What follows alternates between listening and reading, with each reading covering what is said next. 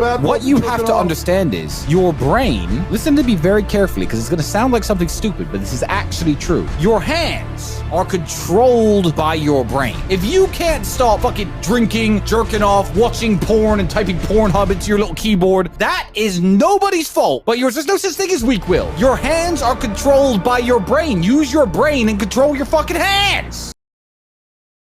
Every time I've heard anyone say, "Oh, my ex broke up with me, she cheated on me, I need revenge, I need revenge," that's sick-minded. That's incel level shit.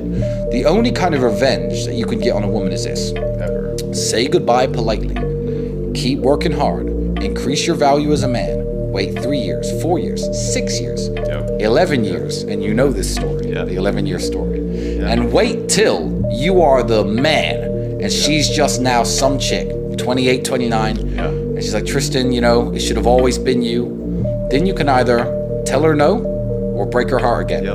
Then you win. That's a small life hack that I still do even now. I got to this size. I'm no bodybuilder, but I'm a very big guy. I'm about 240 pounds. Push-ups during TV commercials was my life hack.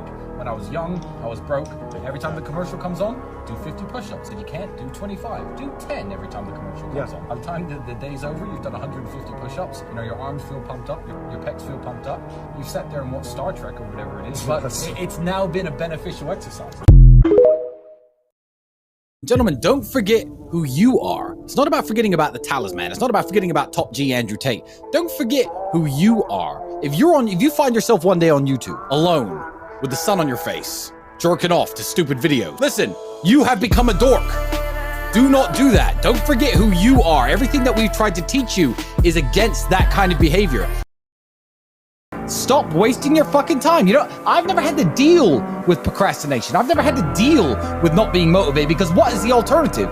Literally, be a loser forever? I am sick of reading shit on the internet saying, yeah, you know, some people are special and they take longer to bloom and your time will come. Let me tell you something, 99.9% of people who are born broke, live broke, stay broke, die broke. That is the reality for almost everybody. The internet and it's all gonna come to you at the right time bullshit is fucking a psyop to keep you down. You already know the answer. You don't need me to tell you. I was on a date with a Romanian celebrity. I'm not going to name drop her here, but famous girl, few million followers on Instagram, etc. The lights had gone out in the garden of one of the fanciest restaurants in town, so obviously being one of the fanciest restaurants in town, they put a bunch of candles on every table. So I was sitting there as the waiter was pouring our champagne. I said to the girl, I said, you know what, I specially organized this. I called my friends at the electricity company, I had them shut down the power grid just so we could have candles tonight. And she goes, hi, all right, Tristan, yeah, where's my flowers? She knew I was bullshitting. The waiter, good friend of mine, had been pouring the champagne, overheard this. No joke, 2 minutes later, he comes over with the biggest bouquet of flowers. He must have taken from behind the, from behind the restaurant. Mr. Tate, here are the flowers you ordered. And I sat there, straight face, ice cold. 10 minutes later, I was like, you'll have to excuse me, I get up. I was just like, my man! I was like, no way! Did you just do that?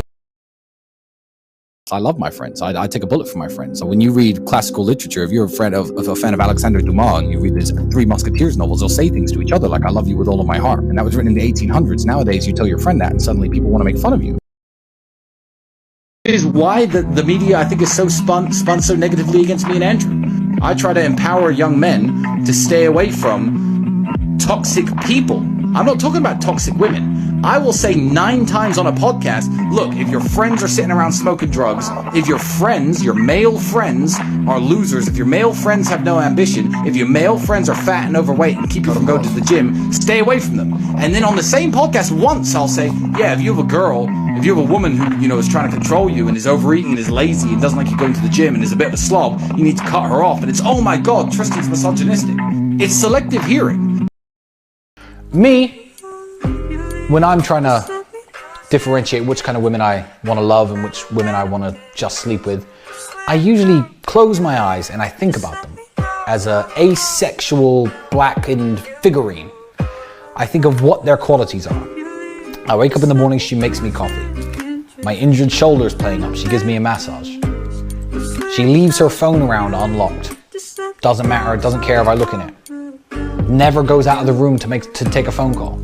Is respectful to my friends, cleans up my house, cooks my meals.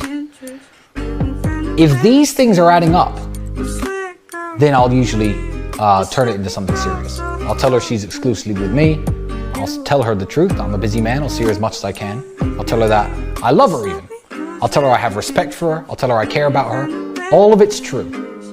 Yeah, I have other women. And a lot of them know that. But women would rather share the king than marry the jester.